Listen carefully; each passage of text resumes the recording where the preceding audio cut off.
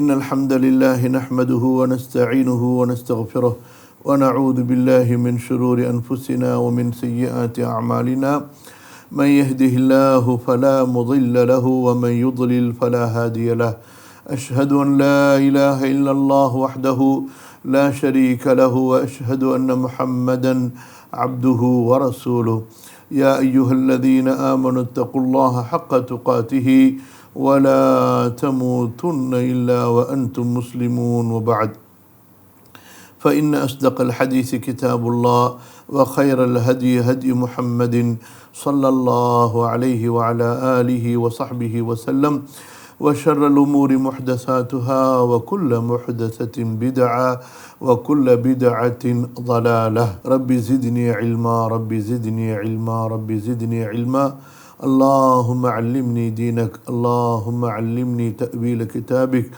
واشرح صدري لقرآنك العظيم ولسنة نبيك محمد صلى الله عليه وسلم اللهم فقهني في الدين اللهم اجعلني من العلماء الصالحين المصلحين الفاهمين المفهمين المتعلمين المعلمين الناشرين الداعين إلى دينك يا أرحم الراحمين கண்ணியத்திற்குரிய அல்லாஹ்வின் அடியார்களே, மதிப்பிற்குரிய சகோதரர்களே சகோதரிகளே, ரசூலுல்லாஹ் ஸல்லல்லாஹு அலைஹி வஅலா ஆலிஹி வஸல்லம் அவர்களுடைய வாழ்க்கை வரலாறை தொடர்ந்து நாம் படித்து வருகிறோம். அல்ஹம்துலில்லாஹ். அந்த தொடரிலே இறுதியாக நபி ஸல்லல்லாஹு அலைஹி வஸல்லம் அவர்களுடைய இந்த சீரா நூலின் இறுதி பகுதியிலே நாம் இருக்கின்றோம்.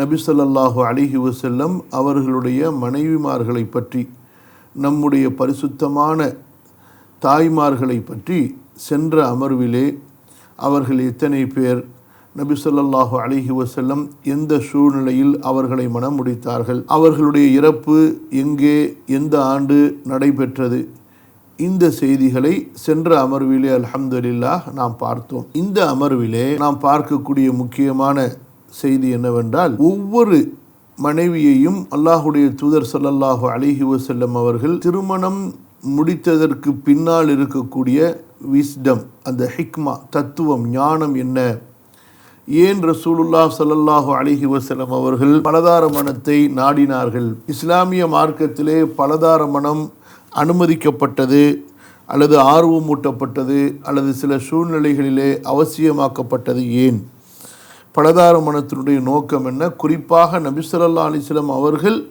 பலதார மணம் செய்ததனுடைய அந்த தத்துவம் என்ன என்பதைத்தான் இந்த அமர்விலே இந்த நூலுடைய ஆசிரியர் ஷேக் சஃபியூர் ரஹ்மான் முபாரக் பூரி ரஹிமஹுல்லா அவர்கள் நமக்கு மிக மிக சுருக்கமாக தொகுத்து தந்திருக்கின்றார்கள். இன்ஷா அல்லாஹ் படித்து அவற்றை நாம் தெரிந்து கொள்வோமாக. இந்த தலைப்புக்குள் நாம் செல்வதற்கு முன்பாக ஒரு சிறிய சுருக்கமான ஒரு முன்னுரையை நாம் தெரிந்து கொள்ள வேண்டும். அது என்ன சுருக்கமான முன்னுரை என்றால், நாம் யார்? முஸ்லிம்கள். நாம் யார்? இன்ஷா அல்லாஹ் மூமின்கள். அதாவது அல்லாஹுவை நம்பிக்கை கொண்டு விட்டோம். அல்லாஹுதான் படைத்தவன், உண்மையான இறைவன். அவன்தான் நம்மை படைத்தவனாக, நம்மை பரிபாலிப்பவனாக இருப்பதோடு நமக்கு இந்த உலக வாழ்க்கையில் நாம் வாழ்வதற்குரிய நேர்மையான, நீதமான, ஒழுக்கமான ஒரு பேலன்ஸ், சமமான சட்டங்களை கொடுக்கக்கூடியவன். அவனுடைய சட்டங்களை நாம் ஏற்றுக்கொள்வதின் மூலமாக, அந்த சட்டங்களின்படி நாம் நடப்பதின் மூலமாக நமக்கு நன்மையை தவிர நமக்கு எந்த வகையிலும் குழப்பமோ பிரச்சனையோ அறவே இருக்காது. குர்ஆனில் அநேகமாக சூரா அன்ஆமா இருக்கும். அல்லாஹ் தஆலா தெளிவாக கேட்குறான், வமன் அஹ்ஸனு மினல்லாஹி ஹுக்மன் லிகௌமி யூகினூன். அல்லாஹுவை மறுமை நாளை நம்பிக்கை கொண்ட மக்களுக்கு அல்லாஹுவை விட சட்டத்தால் மிக அழகானவன் யார்? அதாவது அல்லாஹ்வுடைய சட்டத்தை விட மிக அழகான சட்டம் யாருடைய சட்டமாக இருக்க முடியும்? சிபகத் அல்லாஹ் ஒமன் அஹ்ஸனு மினல்லாஹி சிபகா. அல்லாஹுவை விட அழகான மார்க்கத்தை கொடுப்பவன் யாராக இருக்க முடியும்? இது நம்முடைய யக்கீன். நான் அக்கீதா பாடத்துக்கோ ஃபிக்ஹ் பாடத்துக்கோ உள்ளார போல சுருக்கமாக உங்களுக்கு புரியறதுக்காக வேண்டி, எனக்கு புரியறதுக்காக வேண்டி, நினைவூட்டலுக்காக வேண்டி சொல்கிறேன். அடுத்தது, அல்லாஹ் சுப்ஹானஹு வ தஆலா அவன் ஒரு சட்டத்தை போடுவானேயானால் மனிதர்களை போன்று அவனுடைய சட்டம் இருக்காது. மனிதர்களுடைய சட்டம் எப்படி? சட்டம் இயற்றக்கூடியவர்களுடைய அந்த நன்மையை வைத்து அவர்கள் சட்டம் இயற்றுவார்கள். அவர்கள், அவர்களுடைய குடும்பத்தார்கள், அவர்கள் சார்ந்திருக்கக்கூடிய சமூகம், இந்த அடிப்படையில் தான் மனிதர்கள் இயற்றக்கூடிய சட்டம் இருக்கும். அல்லாஹு தாலாவிற்கு இந்த பூமியில் எந்த தேவையும் இல்லை. அல்லாஹு தாலா அல் கனி, படைப்பினங்களை விட்டு முற்றிலும் தேவையற்றவன். இரண்டாவது, படைத்த படைப்புகள் எல்லாமே அல்லாஹுவிற்கு முன்னால் சமமானது. அதனால் பாரபட்சமாக சட்டம் போட வேண்டும் என்ற அவசியம் அல்லாஹுக்கு கிடையாது. அல்லாஹு தாலாவை பொறுத்த வரைக்கும் அவனுடைய தன்மைகளிலே ஒன்று நீதமானவன் அல்ல அதில். அல்லாஹு தாலாவுடைய மகத்தான தன்மைகளிலே ஒன்று நீதமானவன். அவனுக்கு பிடிக்காத ஒன்று அநியாயம். ஒரு தரப்பில் சாய்ந்து விடுவது, ஒரு பக்கத்திற்கு மட்டும் சாய்ந்து விடுவது, ஒரு சாராரோடு மட்டும் திரும்பி விடுவது, அவர்களுக்கு சாதகமாக நடந்து கொள்வது, இது அல்லாஹ்விற்கு பிடிக்காத ஒன்று. தன்னுடைய நபியே தப்பு செஞ்சாலும் அல்லாஹு தஆலா கண்டிப்பான். அபஸ வ தவல்லா அஃபல்லாஹு அன்க லிமா அஸின்த லஹும். தன்னுக்கு ரொம்ப பிரியமான பாசமான ஒரு நபி தப்பு செஞ்சால் கூட, நபியே நீங்கள் செஞ்சது தப்பு, இப்படி நீங்கள் செஞ்சிருக்கக்கூடாது என்று அவர்களை கண்டிப்பான், திருத்துவான் அல்லாஹ் சுப்ஹானஹு வ தஆலா. அதை விட்டுவிட்டு தவறுகளை அங்கீகரித்து கொள்பவனோ அல்லது அவனுக்கு எந்த விதமான முகதாட்சனை பார்க்க வேண்டிய அவசியமோ அறவே இல்லை. இது ஒரு முக்கியமான அடிப்படை. இந்த அடிப்படையின் வெளிச்சத்திலே நாம் என்ன தெரிந்து கொள்ள வேண்டும்? அல்லாஹுடைய மார்க்க சட்டங்களில் நமக்கு சாதகமாக இருந்தாலும் சரி, பாதகமாக இருந்தாலும் சரி, நமக்கு விருப்பமாக இருந்தாலும் சரி, அல்லது நமக்கு கசப்பாக இருந்தாலும் சரி, அல்லாஹுடைய அந்த சட்டத்தை முதலாவதாக ஏற்றுக்கொள்ள வேண்டும். முஸ்லிம்கள், மூமின்கள் யார்? அல்லாஹுடைய சட்டத்திற்கு கீழ்ப்படியக்கூடியவர்கள். ஈமானுடைய 7 ஷர்த்துகளில் ஒன்று என்ன? கபூல் இன்கியாத், ஏற்றுக்கொள்வது, கீழ்ப்படிந்து விடுவது. அதற்கு பிறகு நம்முடைய நேரத்திற்கு ஏற்ப, சூழ்நிலைக்கு ஏற்ப அதை நம்முடைய வாழ்க்கையிலே எடுத்து பின்பற்றி நடப்பது. அப்போ முதலாவதாக ஒவ்வொரு மூமினும் அல்லாஹுடைய இந்த மார்க்கத்தில் சொல்லப்பட்டு இருக்கக்கூடிய சட்டத்தை நான் ஒப்புக்கொண்டேன், ஏற்றுக்கொண்டேன். அது குறித்து என்னுடைய மனதில் எந்த விதமான சஞ்சலமும் சங்கடமும், எந்த விதமான கசப்பும், எந்த விதமான ஒரு விதமான வெறுப்பும் என்னுடைய உள்ளத்தில் நான் வைத்து கொள்ள மாட்டேன். இதுவும் நாம் சொல்லக்கூடிய ஷஹாதாவோடு சேர்ந்து இருக்க வேண்டும். அப்போது தான் அந்த ஷஹாதா நம் புறத்திலிருந்து அல்லாஹ்விடத்தில் ஏற்றுக்கொள்ளப்படும். அப்படி இல்லாத ஷஹாதா இருக்குது, அது இந்த யா அய்யுஹல்லதீன ஆமனு துகுலு ஃபிஸ்ஸில்மி காஃபா, மூமின்களே இஸ்லாமிற்குள் முழுமையாக நுழைந்து விடுங்கள் என்ற அந்த சட்டத்துக்கு மாற்றமாக தான் இருக்கும். எந்த ஷஹாதாவில் அல்லாஹ்வுடைய சட்டங்களுக்கு நான் முழுமையாக கீழ்ப்படிவேன், அந்த சட்டங்களுக்கு நான் கட்டுப்படுவேன், அதை ஏற்றுக்கொள்வேன் என்ற உறுதி இல்லாமல் சொல்லப்படுகிறதோ அது ஒரு முழுமையான ஷஹாதா அல்ல. இப்போ ரசூல் ஸல்லல்லாஹு அலைஹி வஸல்லம் காலத்தில் ஷஹாதா எப்படி ஏற்றுக்கொள்ளப்படும்? ஷஹாதாவும் சொல்வார்கள், அதே போன்று பாயஅனா அலா ஸம்இ வ த்ஆ, நாங்கள் அல்லாஹ்வுடைய மார்க்கத்திற்கு, அல்லாஹ்வுடைய நபிக்கு நாங்கள் செவியுறுவோம், கீழ்ப்படிவோம், ஸம்அ வ த்ஆ என்ற அந்த ஸம்அ தாஆவுடைய ஒப்பந்தத்தோடு அந்த ஷஹாதாக்கள் சொல்லப்படும். இப்போ இந்த காலத்தில் அந்த மாதிரி நம்ம பெரும்பாலும் ஷஹாதா சொல்லி கொடுக்குறவங்க செய்கிறதுல அது ஒரு தப்பு. அதாவது நான் அல்லாஹுடைய இஸ்லாமை மார்க்கமாக சட்டமாக ஏற்றுக்கொண்டேன் என்பதை சேர்த்து அவர்களுக்கு நாம் சொல்லிக் கொடுக்கணும். வெறும் அல்லாஹுவை இறைவனாக, முஹம்மது ஸல்லல்லாஹு அலைஹி வஸல்லம் அவர்களை ரசூலாக ஏற்றுக்கொண்டேன் என்று சொல்லும் பொழுது அதை அவர்கள் புரிந்தார்களா என்பதை நமக்கு உறுதி கிடையாது. சரியா? அல்லாஹ் இறைவன் ஒருவன்கிறதுல என்னங்க சந்தேகம் இருக்குது, நான் ஏற்றுக்கிறேங்க, இப்படி சொல்லிவிட்டு வந்ததற்கு பிறகு சட்டங்கள் சொல்லப்படும் போது முரண்டு பிடிப்பவர்களையோ எதிர்ப்பவர்களையோ நம்ம பார்க்குறோம். சரியா? அதனால் இப்படிப்பட்ட ஷஹாதா அல்லாஹ்விடத்தில் அது முழுமையாகாது. எதுவரை அல்லாஹுவை ரப்பாக ஏற்றுக்கொண்டதை போன்று அல்லாஹுடைய சட்டம்தான் நீதமானது, நான் அதற்கு கீழ்ப்படிவேன் என்பதையும் நாம் சேர்த்து ஒப்புக்கொள்ளாத வரை அந்த ஷஹாதா முழுமையடையாது. இன்றைய ஏற்கனவே ஷஹாதா சொல்லி அல்லது ஷஹாதா சொன்ன குடும்பத்தில் பிறந்து முஸ்லிம்களாக வாழக்கூடிய நம்மை போன்றவர்களுடைய நிலைமை இருக்கிறதே ரொம்ப பரிதாபமான நிலைமை. நம்மலாம் எப்படின்னு சொன்னால், டூப்ளிகேட், அதாவது ஒரிஜினல் டூப்ளிகேட்டில் ஒரிஜினல். பார்க்க தாடி இருக்கும், புர்கா இருக்கும், அதே போல் மார்க்கம் இருக்கும், தொழுகை இருக்கும், அங்கே போவாங்க, ஹஜ்ஜு போவாங்க, உம்ரா போவாங்க, கிளாஸ்லாம் வருவாங்க, எல்லாம் இருக்கும். ஆனால் நம்மிடத்தில் இன்கியாத் இருக்கிறதா, கபூல் இருக்கிறதா? சூரா அஹ்ஸாபுடைய அந்த வசனம் இருக்கிறது அல்லவா, 33வது அத்தியாயத்தில் 37வது வசனம், ஒமா கான லிமுஃமினின் வலா முஃமினத்தின் இதா கதல்லாஹு வரசூலுஹு அம்ரா أن يكون لهم الخيرة من أمرهم ومن يعص الله ورسوله فقد ضل ضلالا مبينا. அந்த வசனங்களை எல்லாம் நம்ம புரிஞ்சிருக்கிறோமா? 4வது அத்தியாயத்தினுடைய 65வது வசனத்தை புரிஞ்சிருக்கிறோமா? فلا وربك لا يؤمنون حتى يحكموك فيما شجر بينهم ثم لا يجدوا في أنفسهم حرجا مما قضيت ويسلموا تسليما. சூரா ஹஷ்ருடைய வசனம் 6 அல்லது 7 இருக்கும். وما آتاكم الرسول فخذوه وما نهاكم عنه فانتهوا. இதெல்லாம் நம்ம புரிஞ்சிருக்கிறோமா என்று சொன்னால், இதெல்லாம் நம்ம கேட்டிருப்போம், அவ்வளோதான். புரியவே இல்லை என்று சொன்னால் அதுக்கப்புறமா அதை மனதில் இக்ரார் செய்கிறது, கபூல் செய்கிறதுலாம் எங்கேயோ தூரத்தில் இருக்குது. இதெல்லாம் நம்ம தெரிஞ்சு கொள்ள வேண்டிய, உள்ளத்தில் உறுதிப்படுத்த வேண்டிய அந்த யக்கீன், இதெல்லாம் நம்முடைய உள்ளத்தில் இருக்கும் நிலையில் நம்ம அல்லாஹ் அக்பர்னு தக்பீர் கட்டும்போது தான் அது இபாதத்தா, தொழுகையாக ஆகும். நம்ம நெத்தியை போட்டு வச்சு தேய்ச்சாலும், நம்ம தொழுகையாளியாக தொழுதுட்டு ஓதி மூஞ்சில் தடவிக்கிட்டாலும் அது இபாதத்தாக ஆகாது. எதுவரை அந்த இபாதத்தில் உபூதியத்து கலக்கவில்லையோ. நான் அபுது, அல்லாஹ் மௌலா, அவன் ஹாக்கிம், அவன் எனக்கு சட்டம் இயற்றக்கூடியவன், நான் மஹ்கும், நான் அபுது, அவனுக்கு இத்தாஅத் கீழ்படியக்கூடியவன் என்பதோடு சேர்த்து அல்லாஹு அக்பர்னு சொல்லி நிற்கணும். அப்புறம் ருக்கு செய்யணும், அப்புறம் சுஜூது செய்யணும். அப்படிப்பட்ட நிலையில் அல்லாஹ் வேணும் துவா கேட்குறோமா இல்லையா? அந்த துவாவுக்கு தான் அல்லாஹு தாலாவுடைய கபூலியத் இருக்கும். இப்போ ஏன் இவ்வளவு தூரம் நம்ம விளக்க வேண்டியிருக்குன்னா, இந்த பலதார மனம் என்பது இன்றைய சமுதாயத்தில் ஒரு பெரிய பிரச்சனையாக இருக்குது. ஒன்று, இதை ஏற்றுக்கொள்வதற்கு இன்றைய சமுதாயம் தயாரில்லை. எந்த அளவுக்கு சமுதாயம், நான் யாரையும் செய்யுங்க அல்லது நான் அதெல்லாம் சொல்ல வரலைங்க, நான் மார்க்கத்தை சொல்கிறேன், சட்டத்தை சொல்கிறேன்.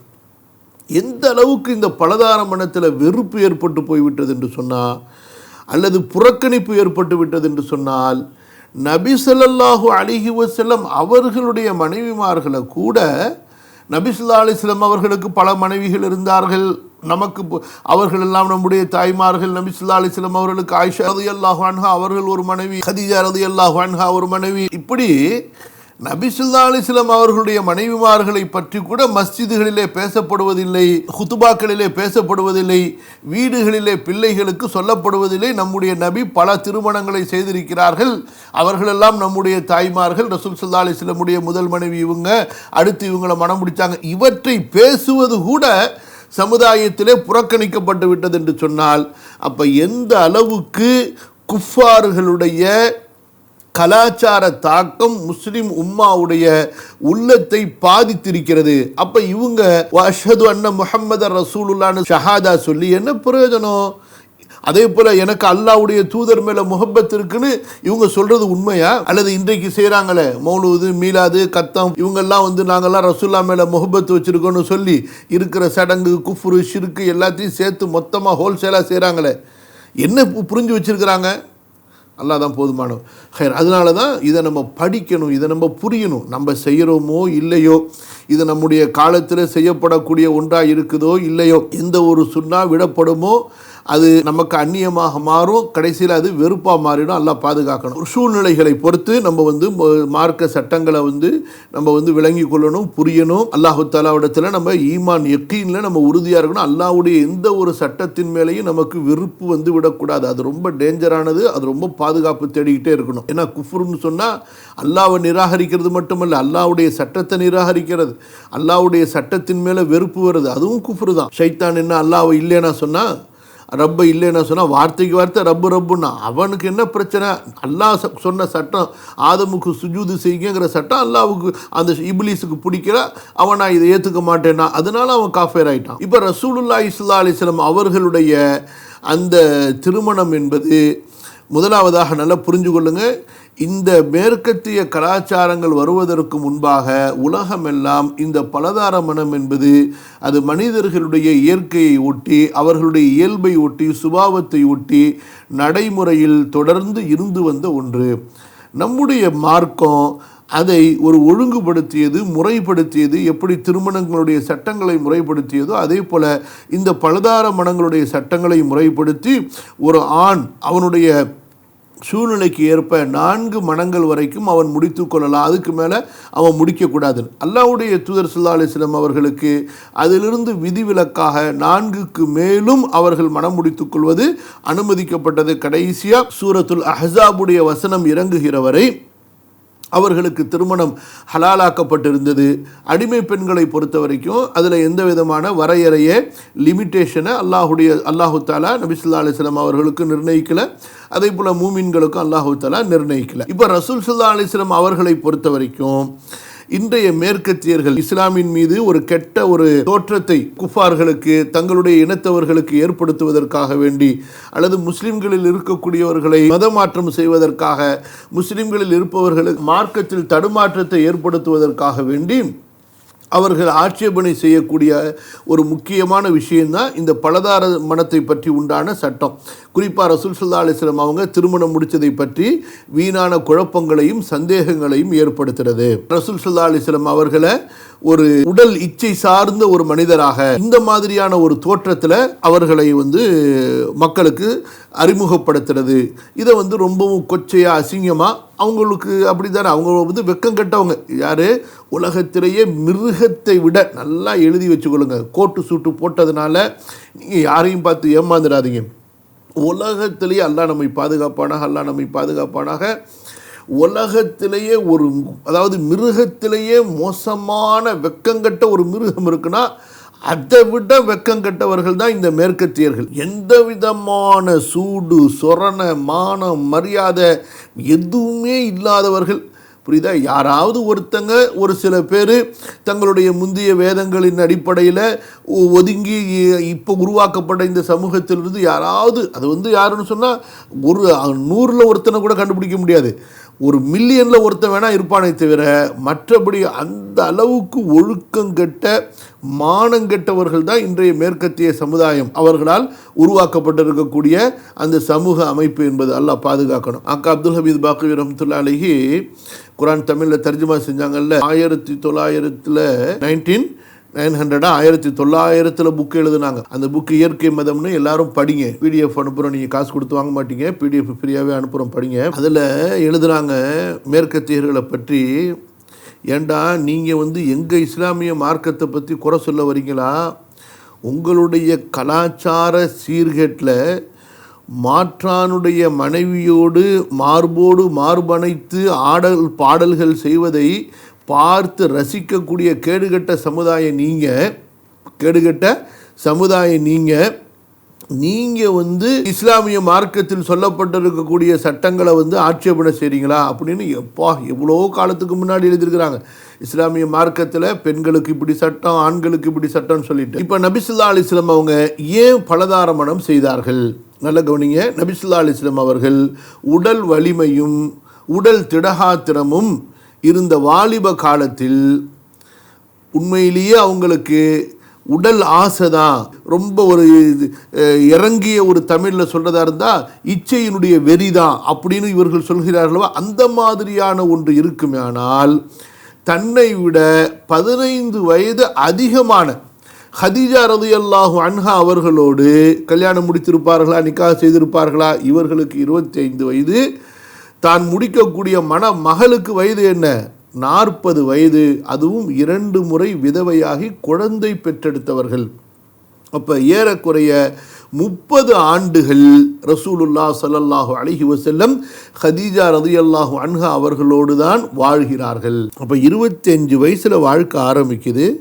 நபித்துவத்துக்கு முன்னாடியே 15 வருஷம் ரசூல் ஸல்லல்லாஹு அலைஹி வஸல்லம் 40 வயதில் இருக்கும் பொழுது அவர்களுக்கு நபித்துவம் கிடைக்கிது. நபித்துவத்துக்கு முன்னாடி 15 வருஷம். அதுக்கு பிறகு நபித்துவம் கொடுக்கப்பட்டு 10 ஆண்டுகள் நபி ஸல்லல்லாஹு அலைஹி வஸல்லம் அவர்கள் ஹதீஜா ரலியல்லாஹு அன்ஹாவோடு 10-11 ஆண்டுகளோ அவர்கள் அபூ தாலிபுடைய கணவாயில் அடைத்து வைக்கப்பட்டிருக்கிற வரைக்கும், அப்போ ஏறக்குறைய 30 ஆண்டுகள் ஹதீஜா ரலியல்லாஹு அன்ஹா அவர்களோடு மட்டுமே வாழ்க்கை நடத்துகின்றார்கள். ஹதீஜா ரலியல்லாஹு அன்ஹா அவர்கள் மரணமான பின்புதான் சௌதா ரலியல்லாஹு அன்ஹா அவர்களை மனம் முடித்தார்கள். இவராவது நபி ஸல்லல்லாஹு அலைஹி வஸல்லம் அவங்கள விட வயசுல குறைவானவங்களா சமமானவங்களான்னு சொன்னா இவர்களும் விதவை. ஏன்? இவர்களும் நபி ஸல்லல்லாஹு அலைஹி வஸல்லம் அவர்களை விட வயதில் மூத்தவராக இருந்தார்கள். அதற்கு பின்தான் தன் வயோதிக காலத்தில் தான் ரசூலுல்லாஹ் ஸல்லல்லாஹு அலைஹி வஸல்லம் அவர்கள் பல திருமணங்களை செய்கிறார்கள். எப்போ? அதாவது 50 வயசு தாண்டினதுக்கு பிறகுதான். அதுவும் குறிப்பாக ரசூலுல்லாஹ் ஸல்லல்லாஹு அலைஹி வஸல்லம் தங்களுடைய 53வது வயதில் மக்காவிலிருந்து மதீனாவுக்கு ஹிஜ்ரத் செய்கிறாங்க. இந்த மதீனாவுடைய 10 ஆண்டு கால வாழ்க்கை, தன்னுடைய வாழ்க்கையினுடைய அந்த இறுதி பகுதியில் தான் அவர்கள் பல திருமணங்களை செய்கின்றார்கள். இதை நாம் நன்கு சிந்தித்து பார்க்கும்போது நபி ஸல்லல்லாஹு அலைஹி வஸல்லம் அவர்கள் பல திருமணங்களை செய்தது அதிக ஆசையை நிறைவேற்றிக் கொள்வதற்காகத்தான் என்று அறவே சொல்ல முடியாது. அப்படி இருக்குமேயானால் அது எப்போது செய்திருப்பார்கள்? வாலிப காலத்திலே செய்திருப்பார்கள். அவங்களுக்கு என்ன மனம் முடிக்கிறதுக்கு யாரும் பொண்ணு கொடுக்க மாட்டேன்னாங்களா? குறைஷிகள் ஒன்றுக்கு மேற்பட்ட பல முறை நபி ஸல்லல்லாஹு அலைஹி வஸல்லம் அவர்களிடத்தில் பேச்சுவார்த்தையில் உங்களுக்கு வேணும்னா நாங்கள் அழகழகான பெண்களை மனம் முடித்து தருகிறோம் என்று ஆஃபர் பண்ணாங்க. அரபுகளிடத்தில் பலதார மனம் என்பது சர்வ சாதாரணமான ஒரு கலாச்சாரமாக இருந்துச்சு. அதுவும் அன்லிமிட்டடாக இருந்துச்சு. ஒருத்தர் 10, 20, 30 கல்யாணம் பண்ணிக்கிட்டே போயிட்டே இருப்பார். அந்த மாதிரி இருந்துச்சு. இன்றும் ஆப்பிரிக்காவுடைய வம்சங்களில் இருக்கிறாங்க இந்த மாதிரி. ஆனால் அல்லாஹ்வுடைய தூதர் ஸல்லல்லாஹு அலைஹி வஸல்லம் அவர்கள் அந்த மாதிரி அன்றைய அரபிய கலாச்சாரத்தில் இருந்த மாதிரி அவர்கள் செய்யவில்லை. மாறாக நபி ஸல்லல்லாஹு அலைஹி வஸல்லம் அவங்க எந்த வகையிலையுமே அந்த மாதிரி செய்யல. நபி ஸல்லல்லாஹு அலைஹி வஸல்லம் அவங்க தங்களுடைய வயோதிக காலத்தில் தான் அவர்கள் பலதார மணங்களை செய்தார்கள் என்றால் அப்போ அதற்கு பல உயர்ந்த உன்னத நோக்கங்கள் இருந்திருக்க வேண்டும் என்பதை நாம் புரிந்து கொள்ள முடியும். கொஞ்சமாவது சிந்தித்து பார்ப்போமே ஆனால் கண்டிப்பாக புரிந்து கொள்ள முடியும். அதனால தான் பாருங்கள், ஒரு விசேஷம் என்னன்னு சொன்னால், மேற்கத்தியர்களில் அல் முஸ்தஷ்ரிகூன் என்று ஒரு கூட்டம் இருக்கிறாங்க. அல் முஸ்தஷ்ரிகூன் என்றால் யாரு அப்படின்னா, இவர்கள் உருதுல ரோஷன் ஹியால் உலமா அப்படிம்பாங்க. அதாவது பிரைட் காலர்ஸ் அப்படிம்பாங்க. என்னன்னு சொன்னால், இவர்களை முஸ்லிம்களிலிருந்து தேர்ந்தெடுக்கப்பட்டு நசரானிகள் யூதர்களிடத்திலே இவர்களுக்கு கல்வி கொடுக்கப்பட்டு, மார்க்க கல்வி யூதர்கள் கிறிஸ்தவர்களிடத்தில் கொடுக்கப்பட்டு முஸ்லீம் சமுதாயத்திற்குள் இவர்கள் அனுப்பப்படுவார்கள் முஸ்லீம்களை கெடுப்பதற்காக வேண்டி. அதே போல் யூதர்கள் கிறிஸ்தவர்களில் முஸ்லீம்களில் இருக்கக்கூடிய மதரசாக்களை விட அவர்கள்ட்ட ரொம்ப குவாலிட்டியான மதரசா இருக்குது இஸ்லாமிக் மதரசா. எதுக்குடா இந்த இஸ்லாமிக் மதரசாலாம் நீங்கள் வச்சுருக்கிறீங்கன்னு கேட்டால், இஸ்லாமின் மீது உலகளாவிய அளவில் ஆட்சேபனை செய்வதற்காக வேண்டி அவங்க இந்த அல் இஸ்திஷ்ராக்னு சொல்லுவாங்க. நீங்கள் நெட்டில் போய் படித்து பாருங்கள். 150 ஆண்டுகளுக்கு முன்னாடி சுப்ஹானல்லாஹ் இந்த ஒரு இயக்கம் ஆரம்பிக்கப்பட்டது. இதற்காக வேண்டி மேலை நாடுகளில் மிகப்பெரிய ஒரு பொருளாதாரம் ஒதுக்கப்பட்டு இஸ்லாமை பற்றி அவர்கள் ரிசர்ச் செய்து கொண்டிருக்கிறாங்க. குரான் மனப்பாடம் செய்கிறது, ஹதீஸுகளை மனப்பாடம் செய்கிறது, இந்த மாதிரியான நிறைய வேலைகள் செய்கிறாங்க. சமீப காலத்தில் ஹதீஸுகளுடைய டிக்ஷனரியை எழுதினது யாருன்னு சொன்னால் 11 யூதர்கள் சேர்ந்து ஹதீஸினுடைய டிக்ஷனரி எழுதியிருக்கிறாங்க. அதே போல் அரபி மொழியினுடைய டிக்ஷனரி, அதே போல் இன்னும் நிறைய வேலைகள். ஏறக்குறைய 60,000 புத்தகங்கள் எழுதியிருக்கிறாங்க இஸ்லாமை பற்றி. மார்க்கெட்டிங்காக வேண்டியும் சரி, அதே போல் இஸ்லாமை பற்றி அவதூறு பரப்ப வேண்டும் என்பதற்காக வேண்டி இந்த 150 ஆண்டுகளில் 60,000க்கு மேற்பட்ட நூல்களை பல மொழிகளில் இந்த அல் முஸ்தஷ்ரிகூன் என்ற இந்த குரூப்பு எழுதியிருக்கிறார்கள். பாருங்க, முஸ்லீம்கள் எப்படி நம்ம தூங்கிட்டு இருக்கிறோம், அவர்கள் எப்படி விழித்து கொண்டு வேலை செஞ்சுட்டு இருக்கிறாங்கன்னு பாருங்க. இல்லை சுப்ஹானல்லாஹ், அல்லாஹ்வுடைய ஒரு பெரிய ஏற்பாடு பாருங்க. இந்த அல் முஸ்தஷ்ரிகூன்ல ரசூலுல்லாஹி ஸல்லல்லாஹு அலைஹி வஸல்லம் சீராவை ஆராய்ச்சி செய்து அவர்கள் மீது ஆட்சேபனை செய்வதற்காக வேண்டிய அதில் ஒரு தனி டிபார்ட்மெண்ட் இருக்குது.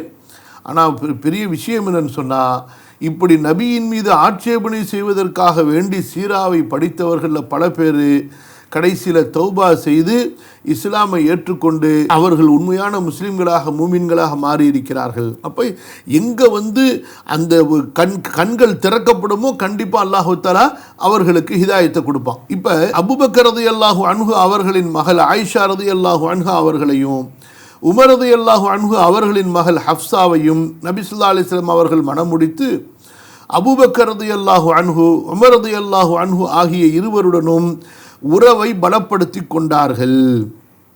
அடுத்து அலி ரலியல்லாஹு அன்ஹு அவர்களுக்கு தன் மகள் ஃபாத்திமாவையும் உஸ்மான் ரலியல்லாஹு அன்ஹு அவர்களுக்கு தங்கள் மகள்கள் ருக்கையா பின்னர் உம்மு குல்சூமையும் மணமுடித்து கொடுத்து உறவை செம்மைப்படுத்தி கொண்டார்கள். அதாவது இந்த ரெண்டு பேரோட தங்களுடைய உறவை ரொம்ப ஒரு பேலன்ஸ் பண்ணி கொண்டார்கள். யாரோட? அபூபக்கரோடையும் உமரோடையும் அதே போல உஸ்மானோடையும் அலியோடையும் ரலியல்லாஹு அன்ஹும் அஜ்மஈன். அல்லாஹ் அவர்களை பொருந்தி கொள்வானாக. இந்த நால்வரும் இஸ்லாமுடைய வளர்ச்சிக்காக வேண்டி பல இக்கட்டான நேரங்களில் உடலால் பொருளால் தியாகங்கள் புரிந்து இஸ்லாமுக்கு வெற்றியை தேடித் தந்தவர்கள்.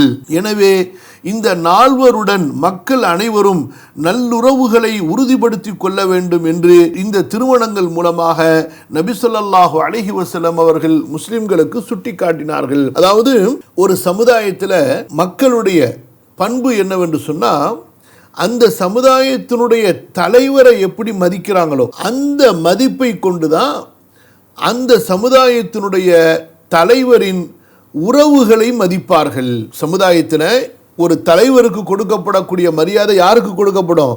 அந்த சமுதாயத்தினுடைய தலைவருடைய உறவுகளுக்கு கொடுக்கப்படும். அது பிள்ளைகளாக இருக்கட்டும் அல்லது அவர்களோடு சம்பந்தம் பண்ணவர்களாக இருக்கட்டும். இப்போ ரசூல் ஸல்லல்லாஹு அலைஹி வஸல்லம் அவர்களுக்கே பெண் கொடுத்த மாமனார்கள் என்றால் எவ்வளோ பெரிய ஒரு கண்ணியம், அது எவ்வளோ பெரிய ஒரு ரெஸ்பெக்ட் அது. அதே போல் ரசூல் ஸல்லல்லாஹு அலைஹி வஸல்லம் அவர்களுடைய பெண் மக்களை தங்களுக்கு மனைவிகளாக ஆக்கி கொண்ட மருமகனார்கள் என்றால் அது எவ்வளவு பெரிய உயர்ந்த ஒரு பாக்கியம். அது உலகத்தில் இப்படிப்பட்ட இந்த உறவுகள் ரொம்ப சிறப்பான முறையில் பேணப்படும். ஒரு தலைவருடைய தந்தை பேணப்படுவதை போன்று அந்த தலைவருடைய பிள்ளைகள், சொந்த பிள்ளைகள் பேணப்படுவதை போன்று இன்னும் சில நேரங்கள் அதைவிட பிரியமாக பாசமாக அந்த தலைவருக்கு பெண் கொடுத்தவர்களோ அந்த தலைவருடைய மகள்களை மணம் முடித்தவர்களும் சமுதாயத்தில் கண்ணியப்படுத்தப்படுவார்கள், மதிக்கப்படுவார்கள். அப்போ ரசூலுல்லாஹி ஸல்லல்லாஹு அலைஹி வஸல்லம் அவர்கள் அபூபக்கருடைய மகளையும் உமருடைய மகளையும் ரலியல்லாஹு அன்ஹுமா மணமுடித்ததிலிருந்து இந்த இருவருக்கும் இஸ்லாமிய மார்க்கத்தில் முஸ்லிம் சமுதாயம் கொடுக்க வேண்டிய ஒரு சமூக அந்தஸ்தை, கண்ணியத்தை, மரியாதையை, அவர்களுக்கு கொடுக்க வேண்டிய அந்த முக்கியத்துவத்தை இங்கே உணர்த்தப்படுகிறது. அது இங்கே முஸ்லிம்களுடைய உள்ளங்களிலே பதிய வைக்கப்படுகின்றது. அதே போல அடுத்து உஸ்மான் ரலியல்லாஹு அன்ஹு, பிறகு அலி ரலியல்லாஹு அன்ஹு, இந்த இருவரையும் ரசூல் ஸல்லல்லாஹு அலைஹி வஸல்லம் அவர்கள் தங்களுடைய மருமகன்களாக தேர்ந்தெடுத்ததிலிருந்து இந்த இருவரும் சமுதாயத்தில் எந்த அளவு மதிக்கப்பட வேண்டியவர்கள், இவர்களுடைய முக்கியத்துவம் என்ன என்பது அங்கே உணர்த்தப்படுகிறது. அரபுகளை பொறுத்த வரைக்கும் பண்டை கால வழக்கத்தில் மாமனார் வீட்டு உறவை பெரிதும் மதித்தனர். இந்த உறவு பல மாறுபட்ட குடும்பங்களுக்கு இடையிலே நெருக்கத்தை உண்டு பண்ணுவதற்குரிய வழிகளில் ஒன்றாக இருந்தது. மாமனார் வீட்டு உறவுகளுடன் சண்டையிடுவதையும் போர் புரிவதையும் தங்களுக்கு கேவலமாகவும் இழுக்காகவும் கருதினர். பல மாறுபட்ட வம்சங்களிலிருந்து நபி ஸல்லல்லாஹு அலைஹி வஸல்லம் அவர்கள் தங்கள் திருமணங்களை செய்து அந்த வம்சங்களுக்கு இடையிலே உள்ள பகைமையையும் கோபத்தையும் தணிக்க முயற்சித்தார்கள். இப்போ அரபு நாட்டில் அந்த காலத்தில் குறைஷிகளுக்கு மிகப்பெரிய மதிப்பு என்றாலும் அந்த குறைஷிகள் பல கிளைகளாக, பனூக்களாக பிரிந்து விட்டார்கள். அதில் அபூபக்கர் ரலியல்லாஹு அன்ஹு அவர்கள் ஒரு கிளை, உமர் ரலியல்லாஹு அன்ஹு ஒரு கிளை. அபூபக்கர் அவங்களும் உமர் அவர்களும் ஹாஷிம் குடும்பத்தை சேர்ந்தவர்கள் அல்ல. ரசூல் ஸல்லல்லாஹு அலைஹி வஸல்லம் அவங்க ஹாஷிம் குடும்பத்திலிருந்து பொண்ணெடுக்கலை. அவங்க குறைஷிகளிலேயே வேற மாறுபட்ட கிளைகளிலிருந்து பெண் எடுத்தார்கள். அப்படி பெண் எடுப்பதன் மூலமாக அந்த கிளைகளுக்கு மத்தியில் ஒற்றுமையும் ஒரு பரஸ்பரமான ஒரு நேசமும் ஏற்பட்டது. அதே போலதான் உஸ்மான் ரலியல்லாஹு அன்ஹு, அலி ரலியல்லாஹு அன்ஹு அவர்கள் இருக்கிறார்களே, அவர்கள் மட்டும்தான் ஹாஷிம் குடும்பத்தை சேர்ந்தவர்கள் பெண் கொடுத்ததில்லை, மற்ற எல்லாருமே தூரத்தை சேர்ந்தவர்கள். அப்ப இந்த மாதிரி பல மாறுபட்ட வம்சங்களிலிருந்து நபி ஸல்லல்லாஹு அலைஹி வஸல்லம் அவர்கள் திருமணங்களை செய்து அந்த வம்சங்களுக்கு இடையிலே உள்ள பகைமையையும் கோபத்தையும் அவர்கள் தணிக்க முயற்சி செய்தார்கள். இந்த பலன்களுக்கிடையில் மேலான மற்றும் ஒரு பலன் இந்த திருமணங்கள் மூலமாக ஏற்படுகிறது. அது என்ன? இதுவரைக்கும் நம்ம பார்த்தது என்னன்னு சொன்னா, சமுதாயங்களுக்கு இடையில ஒற்றுமையை ஏற்படுத்துறது. நபி ஸல்லல்லாஹு அலைஹி வஸல்லம் அவர்கள் யாரோடு திருமண உறவை வைத்துக் கொண்டார்களோ அவர்கள் சமுதாயத்தில் எப்படி மதிக்கப்பட வேண்டும், அவர்களுக்கு என்ன ஒரு முக்கியத்துவம் கொடுக்கப்பட வேண்டும் என்ற அந்த ஒரு உணர்வை, அறிவை, அந்த ஒரு பண்பாட்டை ஏற்படுத்துறது. இதில் இன்னொரு முக்கியமான விஷயம் என்னன்னு சொன்னால், மார்க்க அடிப்படையில் உள்ள ஒரு, அதாவது தலீமுத்தீன், மார்க்கத்தை கற்பித்தல் என்ற அடிப்படையில் இருக்கக்கூடிய ஒரு முக்கியமான ஒரு ஃபாய்தா. அது என்ன? நபி ஸல்லல்லாஹு அலைஹி வஸல்லம் அனுப்பப்பட்ட சமுதாயத்தினர் ஒழுக்கம், பண்பாடு, கலாச்சாரம் மற்றும் சமூகத்தை அமைப்பதற்கு தேவையான பண்புகளை அறியாதவர்களாக இருந்தார்கள். இத்தகைய சமுதாயத்தை பண்படுத்தவும் சீர்திருத்தவும் வேண்டுமென நபி ஸல்லல்லாஹு அலைஹி வஸல்லம் அவர்கள் பணிக்கப்பட்டார்கள். ரசூல் ஸல்லல்லாஹு அலைஹி வஸல்லம் அவர்களுக்கு அத்தகைய ஒரு மகத்தான ஒரு கடமை கொடுக்கப்பட்டிருந்தது. இஸ்லாமிய சமூகத்தில் ஒரு அடிப்படை என்ன? ஒரு ஆண் அந்நிய பெண்ணோடு கலப்பதற்கு அனுமதி அளிக்கவில்லை. இஸ்லாமிய மார்க்கத்தில் உலகத்தில் உள்ள அத்தனை ஷரியத்திலையுமே இஸ்லாமிய ஷரியா என்பது மிகப்பெரிய ஒரு பவுண்டரி, ஒரு பாதுகாப்பு வளையங்களை கொண்டது. நெருப்பு மாதிரி அந்த வளையங்கள், அதனால தான் நெருங்கிடாதீங்கிறான். ஒரு நெருப்பால் பவுண்டரி போடப்பட்டிருக்குன்னா, இப்போ உதாரணத்துக்கு எலக்ட்ரிக் ஷாக் அடிக்கக்கூடிய அந்த வேலி ஃபென்சிங் போட்டிருக்கிறாங்க, அங்கே போய் யாராவது கிட்டக்க நிற்பாங்களா? தெரியாமல் பட்டு ஷாக் அடித்து செத்து போயிடுவாண்டான்னு சொல்லிட்டு, அந்த மாதிரி தான் அந்த பவுண்டரி. அதில் ஒரு முக்கியமானது என்னன்னு சொன்னால், அத்தகைய பவுண்டரிகளில் ஒன்று என்னன்னு சொன்னால், ஒரு ஆண் யாரோடு பழக வேண்டும், ஒரு பெண்ணு யாரோட பழக வேண்டும். இது சமுதாயத்தில் வம்சங்கள், பரம்பரைகள், ஒழுக்கங்கள், சமூகத்தினுடைய உயிர் பொருள் பாதுகாப்புக்கு மிகப்பெரிய ஒரு அடிப்படையாக இந்த ஒரு கட்டுப்பாடு கொடுக்கப்பட்டிருக்கிறது. உலகத்தில் சமுதாயத்தில் பாதுகாப்பு வேணும்னா, உயிர் பாதுகாப்பு வேணும்னா, without any security camera, without police, without any security department, அதாவது ஒரு துளி கூட, நல்லா புரிஞ்சுங்க, ஒரு துளி துளி துளி கூட எந்த விதமான பாதுகாப்பு ஏற்பாடும் செய்யாமல், இன்னைக்கு நவீன உலகத்தில் இருக்கக்கூடிய பாதுகாப்பு ட்ராக்கிங் சிஸ்டம் எல்லாம், இது எல்லாமே ஒழிச்சிட்டு ஒரு பாதுகாப்பை கொண்டு வரணும்னு சொன்னால், நான் சொல்கிறது 199.99, 1% அந்த 0.00 ஏதாவது இப்லீஸுடைய ஒரு கோளாறு இருக்கும். விபச்சாரமும் மதுவும் முற்றிலுமாக தடை செய்யப்பட்டு விடுமே. ஆனால் என்ன தடை செய்யப்படணும்? அந்த சமுதாயத்தில் மது இருக்கக்கூடாது. அதே போல் விபச்சாரம் என்பது அது கடுமையான தண்டனைக்குரிய குற்றமாக இருக்க வேண்டும்.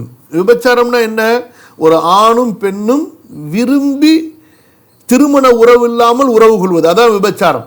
பலாத்காரம் அல்ல. பலாத்காரம் என்பது வேற, அது எல்லா சமூகத்திலையுமே குற்றமாக, விபச்சாரத்தையே தொழிலாக கொண்டு இருக்கக்கூடிய சமுதாயம் கூட அதை குற்றமாக வச்சிருக்குது, அது அல்ல. இந்த ரெண்டையும் தடுத்துட்டா போதுங்க, உலகத்தில் பாதுகாப்பே பாதுகாப்பு தாங்க. எங்கேயுமே பிரச்சனையே கிடையாதுங்க. எந்த விதமான பொம்பளை பிள்ளைங்களுக்கு, ஆம்பளை பிள்ளைங்களுக்கு எங்கேயுமே பிரச்சனையே கிடையாது. அவ்வளவு மகத்தான ஒரு பாதுகாப்புங்க. நான் நிறைய இதை பற்றி பேசியிருக்கிறேன், கேளுங்க இன்ஷா அல்லாஹ். இன்றைய மேற்கத்தியர்கள் உடைய கேடுகட்ட மோசமான கேவலமான உணவை முஸ்லீம்களுக்கு ஒழுக்கத்தை சொல்லித்தரானவ, முஸ்லீம்களுக்கு பெண்கள் உரிமையை சொல்லித்தரானவ. இப்போ ரீசெண்டாக இந்த 10 நாளாக ஃப்ரான்ஸையே ஒரு பெரிய கேஸ் உலுக்கிக்கிட்டு இருக்கு. ஃப்ரான்ஸை பெரிய கேஸ் உலுக்கிக்கிட்டு இருக்கு. இதுக்கு முன்னாடி 2 வருஷத்துக்கு முன்னாடி உலுக்கிக்கிட்டு இருந்துச்சு. அதுக்கு முன்னாடி ஆஸ்திரேலியாவை உலுக்குனுச்சு, அப்புறம் அமெரிக்காவை உலுக்குனுச்சு, இப்போ அதுக்கு முன்னாடி அப்புறம் ஃப்ரான்ஸை உலுக்குனுச்சு. இப்போ ஒரு கேஸு, நான் ரொம்ப டீட்டெயிலாக போல பாருங்கள்.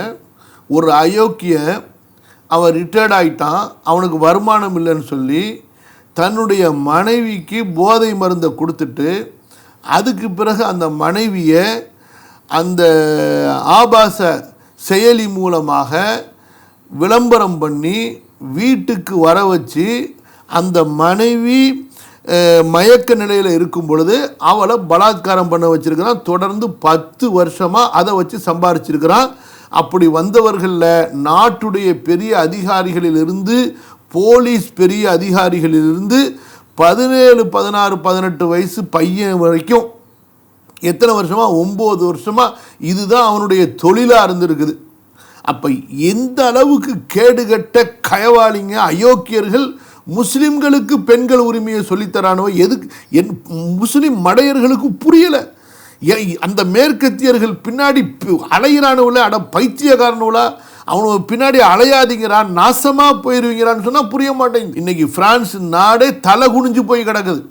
கொஞ்ச நாளைக்கு முன்னாடி பிரான்ஸில் அதாவது இருக்கிற அத்தனை சர்ச்சிலையுமே அந்த சர்ச்சுகளுக்கு போன சிறு வயதுடைய வாலிபர்கள், அதாவது 13 வயசுக்கு கீழே உள்ள வாலிப ஆம்பளைங்க எல்லாருமே சீரழிக்கப்பட்டானோன்னு சொல்லிட்டு நாடே கேவலப்பட்டுச்சு. இதே பிரச்சனை ஆஸ்திரேலியாவில் பார்லிமெண்ட்டில் அந்த நாட்டுடைய பிரைம் மினிஸ்டரு நாட்டு மக்கள்கிட்ட ஓப்பனாக மன்னிப்பு கேட்குறாரு. உங்களுடைய பிள்ளைகளை எங்களால் பாதுகாக்க முடியாமல் போய்விட்டதற்கு, நம்முடைய சர்ச்சுகளுடைய பாதிரியார்களின் காம களியாட்டங்களால் பாதுகாக்க முடியாமல் போனதற்கு, உங்களுடைய பிள்ளைகள் சீரழிக்கப்பட்டதற்கு நாட்டு மக்களிடத்திலே நான் திறந்த மன்னிப்பு கேட்கிறேன்னு சொல்லிட்டு, இப்படிப்பட்ட கேவலமான நிலையில் இருந்துக்கிட்டு இவனுவோ இஸ்லாத்துக்கு முஸ்லிம்களுக்கு ஒழுக்கத்தையும் உரிமைகளையும் சட்டங்களையும் சொல்லி தந்தது வந்துட்டானுவோ. முஸ்லிம் நாடுகள் அந்த சட்டங்களை வச்சுக்கிட்டு இருக்கிறானோ. ஏன்டா பைத்தியக்காரனுங்களா? ஹத்தை நிறைவேற்றணும், ரஜ்ம நிறைவேற்றணும், புரியுதுங்களா? அதுதான் சட்டம், அது இருந்தால் தான் பாதுகாப்பு. அப்போ இஸ்லாமிய சமூகத்தினுடைய அடிப்படை என்னன்னு சொன்னால், ஒரு ஆண் அந்நிய பெண்ணோடு கலப்பதற்கு அனுமதி இல்லை. அவன் எவ்வளவு பெரிய ஆன்மீக தலைவராக இருந்தாலும் சரி. அல்லாஹ்வுடைய தூதர் ஸல்லல்லாஹு அலைஹி வஸல்லம் இடத்தில் அந்த காலத்தில் சமூக பெண்கள் பையத் செய்கிறதுக்கு ஓடி வந்தாங்க. அல்லாஹ்வுடைய தூதர் ஸல்லல்லாஹு அலைஹி வஸல்லம் கைப்பிடிச்சு பையத்து வாங்கவே இல்லையே. வாயால் சொன்னால் போதுன்னு அவர்களை தூரத்தில் உட்கார வச்சு வாயால் சொல்லி கொடுத்து அனுப்பிட்டாங்களே தவிர எந்த ஒரு பெண்ணின் கையையும் அல்லாஹ்வுடைய தூதர் ஸல்லல்லாஹு அலைஹி வஸல்லம் தொடவில்லை. எனவே ஆண்களால் பெண்களை முழுமையாக சீர்திருத்துவது என்பது இச்சட்டத்தை கவனித்து முடியாத ஒன்று. ஆனால் பெண்களையும் சீர்திருத்த வேண்டும் என்ற அவசியம் ஆண்களை சீர்திருத்த வேண்டும் என்ற அவசியத்தை விட சற்றும் குறைவானதல்ல, மாறாக அதை விட மிக முக்கியமானது. ஆகவேதான் இந்த மகத்தான சீர்திருத்த பணியை நிறைவேற்ற அதற்கு தகுதி வாய்ந்த மாறுபட்ட வயதும் திறமையும் கொண்ட பெண்களை தனக்கு துணையாக தேர்ந்தெடுத்துக் கொள்வதை தவிர நபி ஸல்லல்லாஹு அலைஹி வஸல்லம் அவர்களுக்கு வேறு வழி இல்லாமல் போனது. அப்போதுதான் வீட்டு பெண்களுக்கு ஒழுக்க பண்புகளையும் மார்க்க சட்டங்களையும் வழங்கலாம். அதன் மூலம் அவர்களை மற்ற கிராம நகர வாலிப வயோதிக பெண்களுக்கு மார்க்க பயிற்சி தரும் ஆசிரியைகளாக உருவாக்க முடியும். அப்பெண்மணிகள் நபி ஸல்லல்லாஹு அலைஹி வஸல்லம் அவர்களின் சார்பாக பெண்ணினத்திற்கு மார்க்கத்தை எடுத்துரைக்கும் பொறுப்பை நிறைவேற்றுவார்கள். இதுதாங்க மிக முக்கியமான ஒன்று.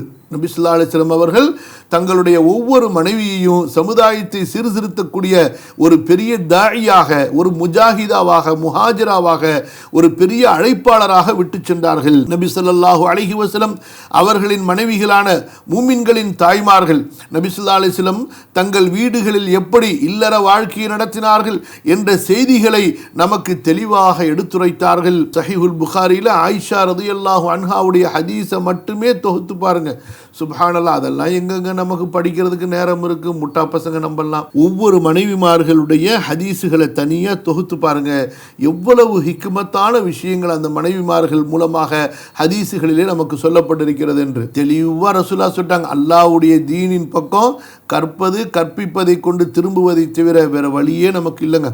நபி ஸல்லல்லாஹு அலைஹி வஸல்லம் அவர்களுடைய மனைவிகளான மூமின்களின் தாய்மார்கள் நபி ஸல்லல்லாஹு அலைஹி வஸல்லம் அவர்கள் வீடுகளிலே எப்படி இருந்தார்கள், இல்லற வாழ்க்கையை எப்படி நடத்தினார்கள் என்ற செய்திகளை நமக்கு தெளிவாக எடுத்துரைத்தார்கள். இதில் அவர்களின் பங்கு ரொம்ப மகத்தான பங்கு. குறிப்பாக நபி ஸல்லல்லாஹு அலைஹி வஸல்லம் அவர்களுடன் நீண்ட நாட்கள் வாழ்ந்த ஆயிஷா ரலியல்லாஹு அன்ஹா போன்ற துணைவியர் நபி ஸல்லல்லாஹு அலைஹி வஸல்லம் அவர்களுடைய சொல் செயல்களின் பெரும்பாலானவற்றை சமுதாயத்திற்கு தெரிவித்திருந்தார்கள். சமீபத்தில் பெரியார் தாசன்னு சொல்லி இஸ்லாத்துக்கு அப்துல்லான்னு பேர் மாற்றினாங்கல்ல, டாக்டர் அப்துல்லா. சுப்ஹானல்லாஹ். அல்லாஹு தஆலா ஒரு வாய்ப்பை கொடுத்தான் அவரோட நிறைய நெருங்கி பழகிறதுக்கு. அவர் அல்ஹம்துலில்லாஹ் அதிகமாக வெளியில் யாருக்கும் அதிகமாக தெரியாது, தாருல் ஹுதாவோட ரொம்ப நெருக்கமான ஒரு பழக்கம் நட்பு வச்சுருந்தார். அவரோட நிறைய பயணங்கள் போயிருக்கிறோம். பெரும்பாலும் ஓய்வான நேரங்களில் தாருல் ஹுதாவில் நேரங்கள் கழிப்பார். நிறைய விஷயங்கள் இருக்குது அவரை பற்றி நம்ம பகிர்ந்து கொள்ளக்கூடிய விஷயங்கள். அவர் ஒரு ஆய்வு செஞ்சார், கடைசியில் அந்த ஆய்வு முழுமையடையில் வஃபாத் ஆயிட்டாங்க. சஹீஹுல் புகாரியில் ஆயிஷா ரலியல்லாஹு அன்ஹா அறிவித்த ஹதீஸுகளை மட்டும் எடுத்து அந்த ஹதீஸுகளில் இருக்கக்கூடிய மனோதத்துவ இல்ம், ஏன்னா அவர் ஒரு பெரிய சைக்காட்டிஸ்ட் டாக்டர், அவர் அந்த கல்வியின் அடிப்படையில் ஆயிஷா ரலியல்லாஹு அன்ஹா அவர்கள் சஹீஹுல் புகாரியில் அறிவித்திருக்கக்கூடிய ஹதீஸுகளில் எந்த அளவுக்கு குடும்பவியல் சம்பந்தப்பட்ட மனோதத்துவ விஷயங்கள் இருக்கின்றன என்பதை பற்றி ஒரு ஆய்வு செஞ்சு நிறைய பக்கங்கள் எழுதிக்கிட்டு இருந்தாங்க. அது முடியல, அதுக்குள்ளார வஃபாத் ஆயிட்டாங்க. ரொம்ப பெரிய ஒரு கல்வியாளராக இருந்தார். சுப்ஹானல்லாஹ். அல்லாஹ் அவருடைய கபரை பிரகாசமாக்கி வைக்கட்டும். இஸ்லாத்துக்கு கொஞ்ச காலத்தில் மிகப்பெரிய அளவுக்கு இஸ்லாமிய பிரச்சாரம் செய்த ஒரு பெரிய ஒரு அழைப்பாளராக இருந்தார். சுப்ஹானல்லாஹ். ரொம்ப எளிமையானவர். நபி ஸல்லல்லாஹு அலைஹி வஸல்லம் அவர்கள் தங்கள் மனைவிமார்களுடன் மிக அழகிய முறையில் உயர்ந்த பண்புகளுடன் சிறந்த குணங்களுடன் வாழ்க்கை நடத்தினார்கள்.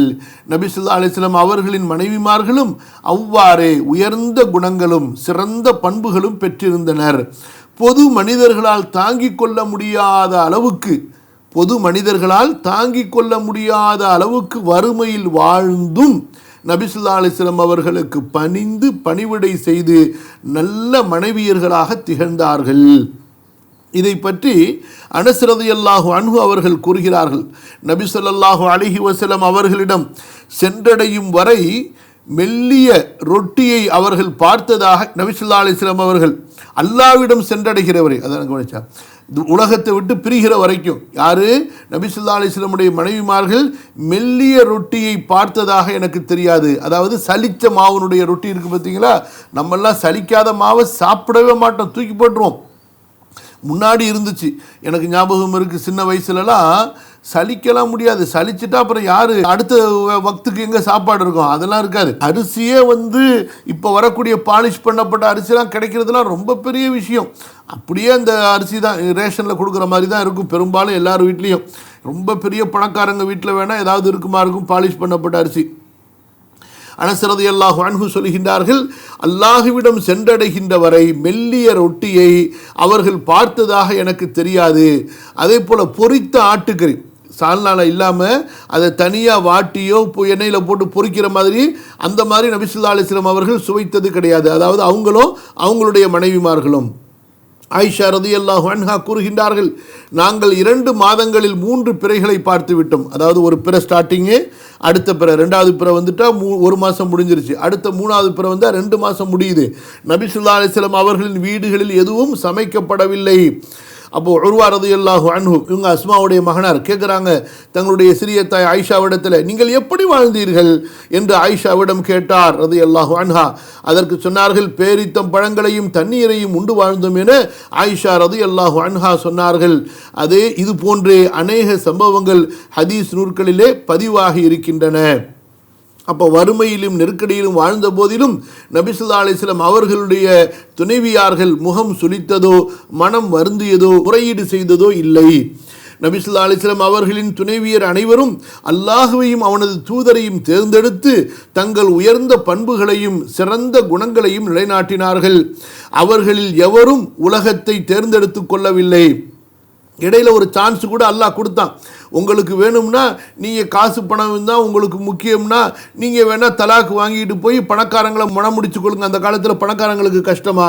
ஏன் ரசூல் ஸல்லல்லாஹு அலைஹி வஸல்லம் அவர்கள் நினைத்திருந்தார்கள் கூட அவர்கள் ஒரு பெரிய செல்வந்தர்களாக வாழ்ந்திருக்கலாம். ஆனால் ரசூல் ஸல்லல்லாஹு அலைஹி வஸல்லம் செல்வந்தராக வாழவில்லை. நபி ஸல்லல்லாஹு அலைஹி வஸல்லம் அவர்களுடைய வறுமை என்பது அவர்கள் தேர்ந்தெடுத்த வறுமையை தவிர அவர்களுடைய நிர்பந்தம் அல்ல. ஏன் அப்படின்னு சொன்னால், கனிமத்துகள் கிடைத்தன அல்லவா, அந்த கனிமத்துகளை எல்லாம் நபி ஸல்லல்லாஹு அலைஹி வஸல்லம் தங்களுக்கு மட்டுமென்று அவர்கள் தக்க வைத்து கொண்டிருப்பார்களே. ஆனால் அவர்கள் முஸ்லிம்கள் மூமின்களிலேயே ஒரு பெரிய செல்வந்தர்களாக அவர்கள் இருந்திருக்கலாம். நபி ஸல்லல்லாஹு அலைஹி வஸல்லம் வியாபாரம், அதாவது நபித்துவத்துக்கு பிறகு வியாபாரம் செய்யலைனாலும் கூட அவர்களுக்கு அல்லாஹ் கொடுத்த கனிமத் என்பது அவ்வளவு அதிகமாக இருந்தது. இப்போ உஸ்மான் ரலியல்லாஹு அன்ஹு, அப்துர் ரஹ்மான் இப்னு அவுஃப் போன்றவர்கள் கனிமத்தும் கிடைத்தன, வியாபாரமும் செய்தார்கள். அல்லாஹ் அவங்களுக்கு பெரிய பரக்கத்தை கொடுத்திருந்தான். ரசூல் ஸல்லல்லாஹு அலைஹி வஸல்லம் அவங்களை பொறுத்த வரைக்கும் கனிமத்தில் 1/5 அவங்களுக்கு. இந்த 1/5 அல்லாஹ்வுடைய தூதர் ஸல்லல்லாஹு அலைஹி வஸல்லம் சதக்காவிற்கு ஒதுக்கி விட்டார்களே தவிர தங்களுக்கென்று அவர்கள் பதுக்கிக் கொள்ளவில்லை, தடுத்து கொள்ளவில்லை. தங்களுடைய மனைவிமார்களுக்கு அடிப்படையான பசியை போக்குவதற்கான தானியங்களை கொடுப்பாங்க. அந்த மனைவிமார்களுமோ அதையும் அவர்கள் தர்மம் செய்யக்கூடியவர்களாக இருந்தார்கள். அப்போ ரசூல் ஸல்லல்லாஹு அலைஹி வஸல்லமுடைய மொத்த குடும்பமுமே தர்மத்துடைய குடும்பமாக இருந்தார்கள். தர்மத்தை வாழ்க்கையிலே நடைமுறைப்படுத்தக்கூடியவர்களாக இருந்தார்கள். கிடைக்கக்கூடிய செல்வங்களை தங்களுக்கு என்று தடுத்து வைத்துக் கொள்ளக்கூடியவர்களாக இல்லை. நபி ஸல்லல்லாஹு அலைஹி வஸல்லம் அவர்களுடைய துணைவியர் அனைவரும் அல்லாஹ்வையும் அவனது தூதரையும் தேர்ந்தெடுத்து தங்கள் உயர்ந்த பண்புகளையும் சிறந்த குணங்களையும் நிலைநாட்டினர். அவர்களில் எவரும் உலகத்தை தேர்ந்தெடுத்து கொள்ளவில்லை. நபி ஸல்லல்லாஹு அலைஹி வஸல்லம் அவர்களின் துணைவியர்களுக்கிடையில் அவர்களின் எண்ணிக்கையில் அதிகமாக இருந்தும் பொதுவாக சக்காலத்திகளுக்கு மத்தியிலே இருக்கும் சண்டை சச்சரவுகள் ஏற்பட்டதில்லை. அவர்களும் மனிதர்கள் என்ற அடிப்படையில் ஒரு சில நிகழ்வுகள் தான் நடந்தன. அதையும் அல்லாஹு தஆலா கண்டித்து விட்டான்.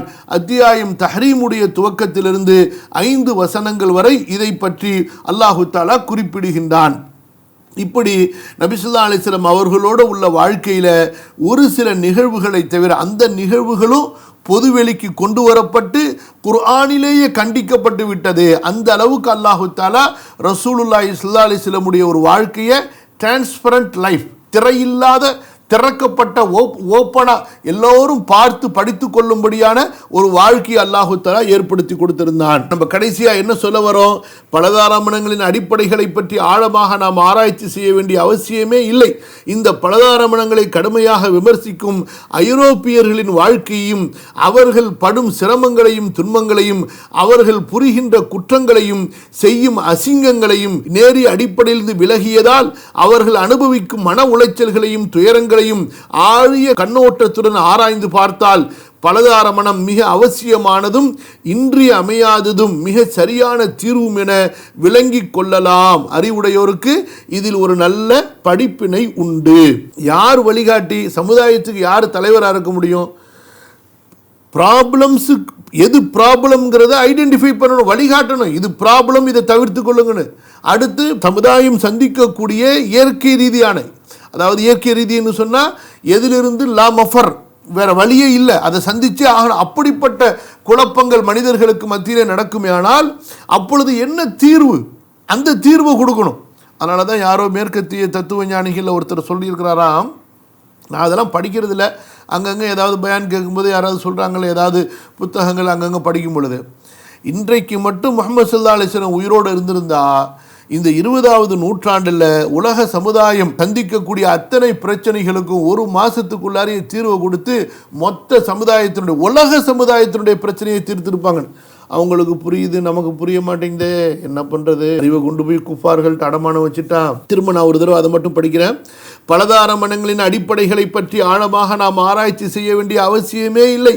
இந்த பலதார மனங்களை கடுமையாக விமர்சிக்கும் ஐரோப்பியர்களின் வாழ்க்கையையும் அவர்கள் படுகின்ற சிரமங்களையும் துன்பங்களையும் அவர்கள் புரியும் குற்றங்களையும் செய்யும் அசிங்கங்களையும் இந்த நேரிய அடிப்படையிலிருந்து விலகியதால் அவர்கள் அனுபவிக்கின்ற மன உளைச்சல்களையும் துயரங்களையும் ஆழிய கண்ணோட்டத்துடன் ஆராய்ந்து பார்த்தால் பலதார மனம் மிக அவசியமானதும் இன்றியமையாததும் மிக சரியான தீர்வும் என விளங்கிக் கொள்ளலாம். அறிவுடையோருக்கு இதில் நல்ல படிப்பினை இருக்கிறது. நான் சொல்றது ஒரு 20 வருஷத்துக்கு முன்னாடி ஒரு தடவை பிரான்ஸுக்கு போயிருந்தேன். ஒரே பெரிய கலாட்டா நடந்துக்கிட்டே இருந்துச்சு, கலவரம். யாரா கலவரம் பண்ணான்னு நான் சொல்கிறேன் சில விஷயங்கள். யாரா கலவரம் பண்ணான்னு பார்த்தா ஸ்கூல் ஸ்டூடெண்ட்டா. என்னடா ஸ்கூல் ஸ்டூடெண்ட்டு ஏன்டா கலவரம் பண்ணணும், போராட்டம் பண்ணணும்னு சொன்னால், அந்த ஊர் நாட்டில் 8ஆம் கிளாஸ்லேருந்தோ என்னமோ 13 வயசுக்கு பிறகு ஸ்கூல்லையே காண்டம் கொடுத்துருவாங்களாம். அந்த ஃப்ரீயாக ஆம்பளை பிள்ளைங்களுக்கு பொம்பளை பிள்ளைங்களுக்கு. அதுக்கு அந்த காலத்தில் 5 ஃப்ராங்க் இனிமேல் இதுக்கே அரசாங்கத்தில் ஒரு பெரிய பட்ஜெட் போட வேண்டியது இருக்குது. அதனால் 5 ஃப்ராங்க்குக்கு தான் இது கொடுப்போம். அப்போ மாதத்துக்கு என்னமோ 5 ஃப்ராங்க். எவ்வளவு கேவலம் பாருங்க. நாங்க படிக்கிற பிள்ளைங்க எப்படி காசு கொடுத்து வாங்க முடியும், அதனால எங்களுக்கு அரசாங்கம் முன்னாடி கொடுத்த மாதிரி ஃப்ரீயா கொடுக்கணும்னு சொல்லிட்டு அதுக்கு ஒரு போராட்டம். கேவலமான ஒன்று. அதே போல மேற்கத்திய நாடுகளில் பள்ளிக்கூடங்கள்லேயே டிஸ்பென்சரி வச்சிருப்பாங்களாம். பொம்பளை பிள்ளைங்களுக்கு மென்சஸ் தடையாயிருச்சுன்னு சொன்னா நீங்க உங்க பெற்றோர்கள்ட்ட சொல்லாதீங்க, உடனே பள்ளிக்கூடத்தில் சொல்லிட்டா நாங்க அதுக்கு என்ன செய்யணுமோ செஞ்சிருவோம்னு சொல்லி. இப்படிப்பட்ட கேவலமான ஒன்று எவ்வளவு சீரழிஞ்சு கிடக்கிறானோ பாருங்க. புரிய மாட்டேங்குது இஸ்லாமிய சமுதாயத்துக்கு. நீங்க எடுத்து படிச்சு பாருங்க. நான் சொல்றது 20 வருஷத்துக்கு முன்னாடி சர்வே. ஒவ்வொரு வருஷமும் 13 வயசுலேருந்து 16 வயசு வரைக்கும் உள்ள பெண் பிள்ளைகள், 1000 இல்ல லட்சக்கணக்கான பெண் பிள்ளைகள் ஐரோப்பாவில் தங்களுடைய கருக்களை கலைத்துக் கொள்கிறார்கள். எதனால? இல்லீகலான இந்த பாலியல் உறவின் காரணமாக. இதெல்லாம் புரிஞ்சு யோசிச்சு பாருங்க. சமீபத்தில் லண்டன் பார்லிமெண்ட்ல, யுனைடெட் ஸ்டேட்ல 4 பேர் சேர்ந்தவனுள்ள அங்கே ஒரு பெரிய ஒரு கான்ஃபரன்ஸ் நடக்குது. அந்த எல்லா மந்திரிகளும் சேர்ந்து அதில் ஸ்காட்லாந்துடைய ஒரு மினிஸ்டர், பெண் மினிஸ்டர், என்ன அவன் 13 வயசாக இருக்கும்போது தன்னுடைய வீட்டுக்கு ஒரு 70 வயசு கிழவன் மூலமாக பாலியல் பலாத்காரம் செய்யப்பட்டதை சொல்லி அழுகிறா பார்லிமெண்ட்டில். அப்போ இப்படிப்பட்ட ஒரு பெண்களுக்கு இழிவான ஒரு மோசமான பாதுகாப்பு நிலையை வைத்துக்கொண்டு இஸ்லாம் சொல்லக்கூடிய சட்டத்தின் மீது ஆட்சேபனை செய்யக்கூடிய இந்த முட்டாள்களுடைய கலாச்சாரத்தை முஸ்லீம்கள் இன்றைக்கு மதிக்கிறதும் பின்பற்றவும் அளவுக்கு போயிட்டாங்கன்னு சொன்னால் அப்போ முஸ்லீமாக இல்லை. புரியுதுங்களா? அல்லாஹ் தான் பாதுகாக்கணும். லா ஹவ்ல வலா குவத்த இல்லா பில்லாஹில் அலியில் அலீம். ரொம்ப மோசமாக இருக்குது நிலைமைகள். அதுலேயும் நீங்கள்லாம் இருக்கக்கூடிய மலேசியா, சிங்கப்பூர், அதை ஒட்டி இருக்கக்கூடிய நாடுகள்லாம் அந்த கலாச்சாரத்தை நோக்கி ரொம்ப வேகமாக கடுமையான பள்ளத்தை நோக்கி தண்ணி ஓடுற மாதிரி ஓடிக்கிட்டு இருக்கிறாங்க. எங்கே போகுதோ தெரியல. கடைசியில் நபி ஸல்லல்லாஹு அலைஹி வஸல்லமுடைய பிள்ளைகள், நபி ஸல்லல்லாஹு அலைஹி வஸல்லம் அவர்களுக்கு 7 குழந்தைகள் பிறந்தன. ஆண் குழந்தைகள் 3, காசிம், அப்துல்லா, இப்ராஹிம். பெண் குழந்தைகள் 4, ஜெய்னப், ருக்கையா, உம்மு குல்சூம், ஃபாத்திமா. நபி ஸல்லல்லாஹு அலைஹி வஸல்லம் அவர்களின் பிள்ளைகளில் இப்ராஹீமை தவிர அனைவரும் அன்னை ஹதீஜா ரலியல்லாஹு அன்ஹா அவர்களுக்கு பிறந்தவர்கள். இப்ராஹிம் மட்டும் நபி ஸல்லல்லாஹு அலைஹி வஸல்லம் அவர்களின் அடிமை பெண் மாரியா என்பவருக்கு பிறந்தவர். ஆண் மக்கள் அனைவரும் சிறு வயதிலேயே மரணம் அடைந்தனர். பெண் மக்கள் அனைவரும் இஸ்லாம் வரும் வரை வாழ்ந்து இஸ்லாமை ஏற்று ஹிஜ்ரத்தும் செய்தார்கள். ஃபாத்திமா ரலியல்லாஹு அன்ஹா அவர்களை தவிர்த்து மற்ற 3 பெண் பிள்ளைகளும் நபி ஸல்லல்லாஹு அலைஹி வஸல்லம் அவர்களின் காலத்திலேயே மரணம் அடைந்து விட்டனர்.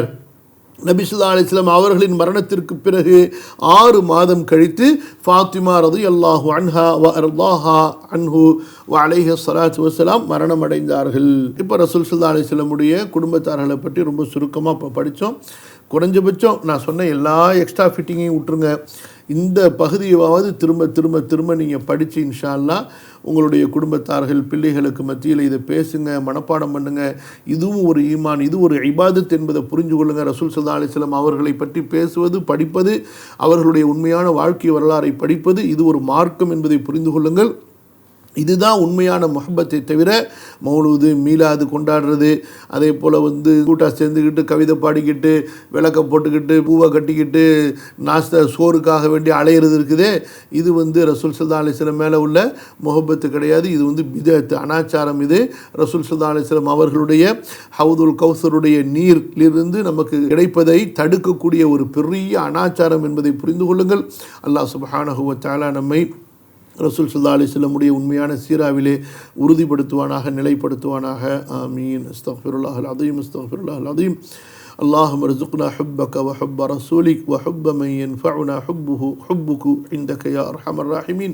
اللهم نسألك الجنة وما قرب إليها من قول أو عمل، ونعوذ بك من النار وما قرب إليها من قول أو عمل. اللهم يا مقلب القلوب ثبت قلوبنا على دينك، يا مصرف القلوب صرف قلوبنا على طاعتك. لا حول ولا قوة إلا بالله.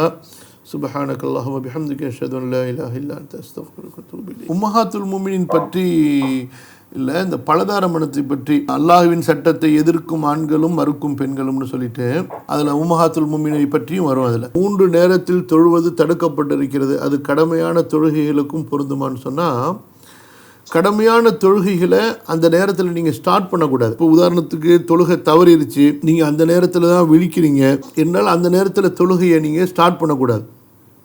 ஏற்கனவே நீங்கள் ஸ்டார்ட் பண்ணியிருந்தீங்க, அதில் பெரிய சூறா ஓதிக்கிட்டு இருக்கிறீங்க அப்படின்னு சொன்னால் அதை நீங்கள் கண்டினியூ பண்ணலாம், நோ ப்ராப்ளம். ஒருத்தங்களை சந்திக்கும் போது இப்படி சலாம் சொல்லி இப்படி கை வைக்கிறாங்களா, அதுவா? அது மக்கள் ஏற்படுத்தி கொண்ட பழக்கம்தான். மற்றபடி குரானில் ஹதீஸில் சஹாபாக்களுடைய வழிமுறையில் இல்லை. பொதுவாக இப்போ இந்த காலத்தில் அரபுகள் செய்கிறாங்க, ஆலிம்கள் யாரும் அந்த மாதிரி செய்ய மாட்டாங்க. சொல்லப்போனால், நேரடியாக சொல்லப்போனால் தவிர்க்க வேண்டிய ஒரு பழக்கம் தான். புதுசாக இந்த மாதிரி ஒன்று ஏற்படுத்திக்கிட்டு இருந்தால் அப்புறம் அப்படியே பெருசாகிட்டே இருக்கும். அப்புறம் குறிப்பாக பலதார மனம் என்பது சமுதாயத்தில் இருக்கக்கூடிய எல்லா பெண்களுக்கும் கணவர் அமைய வேண்டும். அதுதான் அந்த பலதார மனத்தினுடைய அடிப்படையான நோக்கங்களில் ஒன்று. இரண்டாவது ஒரு ஆணுடைய ஆசைகள் ஹராமான வழியில் நிறைவேற்றப்பட்டு விடாமல் ஹலாலான வழிகளை கொண்டு நிறைவேற்றப்படுவது. இந்த ரெண்டுமே பலதார மனத்தினுடைய முக்கியமான நோக்கம். அதுபோக அந்த நீங்கள் அந்த பயான்கள் கேட்டிங்கன்னா தெரியும், நான் அனுப்புகிற பயான்கள். அப்போ அந்த அடிப்படையில் தன்னுடைய வயதுக்கு நெருக்கமாகவும் அதே போல் ஏற்கனவே திருமணமாகி ஏதாவது காரணங்களின் மூலமாக அந்த திருமண வாழ்க்கையை தவற விட்டவர்களுக்கும் நம்ம முக்கியத்துவம் கொடுக்கறது ரொம்ப சிறந்தது. ஏன்னா கன்னி பெண்களை பொறுத்த வரைக்கும் எப்படியாவது அவங்களுக்கு அதற்குண்டான மாப்பிள்ளைகள் கிடைச்சிருவாங்க. அது போக இன்னொரு விஷயம் என்னன்னு சொன்னால், இன்றைய காலத்தில் ஓரளவுக்கு அரபுகள்கிட்ட நம்ம எல்லா நேரங்களையும் அல்லது எல்லாம் மன்னிக்கணும், மொத்தமாகவே நம்ம அரபுகளை குறை சொல்ல மாட்டோம், குறை சொல்லவும் கூட யாரையுமே எந்த சமுதாயத்தையும் அப்படி சொல்லக்கூடாது. அரபுகளிடத்தில் இன்று வரைக்கும் கூட பல மக்களிடத்தில் மேற்கத்திய கலாச்சாரத்தால் தாக்கப்படாத அரபுகளிடத்தில் இன்றைக்கும் அந்த நல்ல பழக்கங்கள் இருக்குது. அதாவது கல்யாணம் பண்ணும் பொழுது யாருமே தனக்கு பேசப்படக்கூடிய பெண்ணோ ஆணோ இவர் ஏற்கனவே திருமணம் ஆனவரா அப்படின்னு யாருமே பெரும்பாலும் இந்த அடிப்படையில் உள்ளவங்க பார்க்க மாட்டாங்க. நான் நிறைய அரபுகளை சந்திச்சிருக்கிறேன். அவர்கள் முதல் திருமணமே விதவிகளை கல்யாணம் பண்ணியிருக்கிறாங்க, தலாக்கு விடப்பட்ட பெண்களை கல்யாணம் பண்ணியிருக்கிறாங்க, குலா ஆன பெண்களை கல்யாணம் பண்ணியிருக்கிறாங்க, அதே போல் கணவன் இறந்த பெண்களை கல்யாணம் பண்ணியிருக்கிறாங்க, குழந்தைகள் இருக்கக்கூடிய பெண்களையோ குழந்தைகள் இல்லாத பெண்களையோ. ஸோ முதல் திருமணமே இன்றைய சமுதாயத்தில் நான் அடிக்கடி சொல்கிறது உண்டு, அல்லாஹ் தான் நமக்கு நேர்வழியை கொடுக்கணும். அதாவது திருமணமாகாத ஆண்கள் இருக்கின்றார்களே, அவர்கள் தங்களுடைய திருமணத்துக்கு திருமணமாகாத பெண்களின்னு சொல்லிட்டு தேடுறாங்களா இல்லையா? இப்படிப்பட்ட இதுவும் ஒரு இஸ்லாமிய கலாச்சாரம் அல்ல. பெண் பார்க்க வேண்டியது எந்த பெண்ணும் பொருத்தமாக இருக்கிறாங்களோ அந்த நேரத்தில் அவங்கள கல்யாணம் முடிக்கணும், அப்படி தானே தவிர இன்றைக்கு பாருங்கள், நீங்களே ஒரு பேரண்ட்ஸ்னு வச்சுங்களேன், நீங்களே ஒரு மணமகன் வச்சுங்களேன், உங்களுக்கு இது வரைக்கும் கல்யாணம் ஆகலை, உங்களுக்கு ஒரு விதவையை காட்டப்பட்டாலோ ஒரு தலாக்கான பெண்ணை காட்டப்பட்டாலோ நீங்கள் ஏற்றுக்கிறதுக்கு தயாராக இருப்பீங்களா? இல்லை.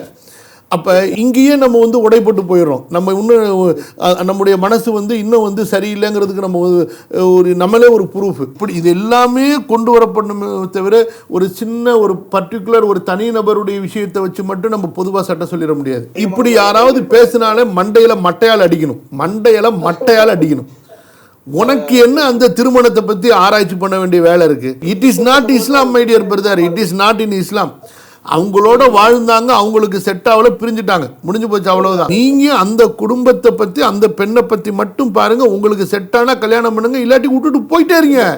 உங்க மேல தலையெழுத்துல எழுதியிருக்கானா அல்ல அந்த பெண்ணை பத்தி விசாரிக்க சொல்லி இப்படி நோண்டி துருவி ஆராய சொல்லி? இல்லையே, 100% ராங். உனக்கு ஏன் குலாவானுச்சு, உனக்கு ஏன் தலாக்கானுச்சு, உன் புருஷன் ஏன் சேர்த்த, ஏன் நீ என்ன உனக்கு தேவையா? நீ என்ன இன்னும் அலைனா ஐயாபகும் சும்மா இன்னும் அலைனா ஹிசாபும், அல்லாஹ் ஹிசாபு பண்ற வேலையை நீ பண்ணிட்டு உட்காந்துருக்கிற. எதுக்கு தேவையில்லாத? உங்களுக்கு பிடிச்சா காட்டுங்க, இல்லாட்டி போயிட்டே இருங்க. அதாவது ரொம்ப மோசமான ஒரு மனநிலைக்கு நம்ம சமுதாயம் மாறி இருக்குது. அல்லாஹ் தான் பாதுகாக்கணும். நபி ஸல்லல்லாஹு அலைஹி வஸல்லம் காலத்தில் உமர் ரலியல்லாஹு அன்ஹு, நான் கேட்குறேன், உமர் ரலியல்லாஹு அன்ஹு அவங்களுக்கு தலாக் ஆணுச்சு. அப்போ உமர் ரலியல்லாஹு அன்ஹு ஒரு பெண்ணை தலாக்கு விட்டு இருப்பார்களே, ஆனால் அந்த பெண் இப்படியா இருந்துச்சு. அடுத்த சஹாபி உடனே கல்யாணம் பண்ணிட்டு போயிட்டே இருந்தார். ரசூல் ஸல்லல்லாஹு அலைஹி வஸல்லம் அவங்களுக்கு தலாக் ஆணுச்சு, அதை இன்னொருத்தர் கல்யாணம் பண்ணிட்டு போயிட்டே இருந்தாங்க. எத்தனை சஹாபாக்கள், நூற்றுக்கணக்கான சஹாபாக்களுக்கு தலாக் ஆணுச்சு. பார்க்கவே கூடாது, அந்த கான்செப்டே வரக்கூடாது, அவ்வளோதான். அந்த பெண்ணிடத்தில் உள்ள அவங்களுக்கு செட் ஆகல, அவங்க பிரிஞ்சுட்டாங்க, முடிஞ்சு போச்சு, அவ்வளோதான். அவங்க நல்லவங்களா கெட்டவங்களாங்கிறத முடிவு பண்ணுறதுக்கு நீங்களா சொல்லுங்க பார்க்கலாம். இந்த விஷயமா நம்ம ரொம்ப அதிகமாக பேசியிருக்கிறோமா? அதாவது இந்த பலதார மனத்தை செய்யக்கூடிய ஆண்களின் மூலமாக நிகழக்கூடிய தவறுகள். இந்த பலதார மனம் சமுதாயத்தில் வெறுக்கப்படுவதற்கு அல்லது புறக்கணிக்கப்படுவதற்கு ஆண்கள் மூலமாக நிகழக்கூடிய குற்றங்கள், தவறுகள் என்ன என்பதை பற்றியும் நம்ம கடுமையாக பேசியிருக்கிறோம். யாராக இருந்தாலும் சரி, தவறு செய்கிறது, எல்லையை மீறுறதுங்கிறது அது மிகப்பெரிய ஒரு குற்றம். தன்னுடைய தவறுக்கு வடிகாலையோ அல்லது ஒரு வழியையோ தேடுறது இருக்குது, அதுக்கு அவங்க கண்டிப்பாக அல்லாஹ்விடத்துல பதில் சொல்லி தான் ஆகணும். இதில் இஸ்லாமிய மார்க்கத்தினுடைய அடிப்படையே என்ன அப்படின்னு சொன்னால், உங்களுக்கு நீதமும் நேர்மையும் ஒழுக்கமும். அதை தவற விட்டதுக்கு பிறகு அவங்க பலதாரமணத்தை பற்றி பேசி எந்த பிரயோஜனமுமே கிடையாது. இந்த எல்லைக்குள்ளார உட்பட்டு நின்று கொண்டு தான், அதே போல் மார்க்கத்தை பேணக்கூடியவங்களுக்கு தான் மார்க்கத்தினுடைய சட்டங்கள். தொழுகை இல்லை, ஹலால் ஹராம் இல்லை, இவங்க பலதாரமணத்தை பற்றி பேசுகிறாங்கன்னு சொன்னால் அப்போ அவங்களுடைய ஆசைக்கு மட்டும் மார்க்கத்தை எடுத்துக்கிறாங்கன்னு சொல்லிட்டு. ஸோ குற்றவாளி தான். நாளைக்கு மறுமையில் அல்லாஹ்விடத்தில் அவங்களுக்கான தீர்ப்புங்கிறது கண்டிப்பாக இருக்கும். யார் எங்கே தப்பு செஞ்சுட்டு எங்கே போயிட போகிறாங்க, நாளைக்கு மறுமையில் அல்லாஹ்வுக்கு முன்னாடி வந்து தானே ஆகணும். ரப்புல் ஆலமீன் நீதமாக தீர்ப்பளித்து தானே, அவனுடைய தீர்ப்பு நீதமானது இல்லை. பெண் சமுதாயமும் திருந்த வேண்டியது இருக்குது, அதை விட அதிகமாக ஆண் சமுதாயம் திருந்த வேண்டியது இருக்குது. பெண்களை விட அதிகமாக பயப்பட வேண்டியவர்கள் ஆண்கள். அல்லாஹ்வை பயப்பட வேண்டியவர்கள், அல்லாஹ்வுடைய சட்டத்தை பாதுகாக்க வேண்டியவர்கள் பெண்களை விட அதிகமாக ஆண்கள் பயப்படணும், பாதுகாக்கணும். பொதுவாக நம்ம யாராவது வந்தாலே நம்ம என்ன செஞ்சிடணும்னு சொன்னால், இங்கே பாருங்கள், 2 பக்கமும் நீதமாக இரவுகளை பங்கிட முடியும் என்று இருந்தால் திருமணம் முடிங்க. இல்லை நான் 1 வருஷம் கழித்து சொல்லுவேன், 2 வருஷம் கழித்து சொல்லுவேன்னா மண்டையில் அடித்து துரத்தி விட்டுறது, இந்த வேலையை வச்சுக்காதுன்னு சொல்லிட்டு. அப்படி இப்போ தைரியம் இல்லாத நீனு சமமாக நீதமாக நடத்த முடியாது நீனு எதுக்கு திருமணம் முடிக்கணும்னு சொல்லிட்டு பல இடங்களில் இப்படி தவறான முறையில் சொல்லாமல் திருமணம் முடித்து கொடுத்து மிகப்பெரிய பிரச்சனையாயிருச்சு சமுதாயத்தில். நபி ஸல்லல்லாஹு அலைஹி வஸல்லம் அப்படியா செஞ்சாங்க. திருமணங்கிறது ரகசியமாகவே இருக்கக்கூடாது. அது முதல் திருமணமாக இருக்கட்டும், அடுத்த திருமணமாக இருக்கட்டும். அதில் இமாம் அஹ்மது பின் ஹம்பல் ரஹ்மத்துல்லாஹி அலைஹி அவங்கள தவிர மற்ற எல்லா இமாம்களும் கையை இர்சால் தான் செய்ய சொல்லியிருக்கிறாங்க. அதுவும் இமாம் அஹ்மது பின் ஹம்பல் ரஹிமஹுல்லாவுடைய ஒரு கவுலில் தான் இருக்குது.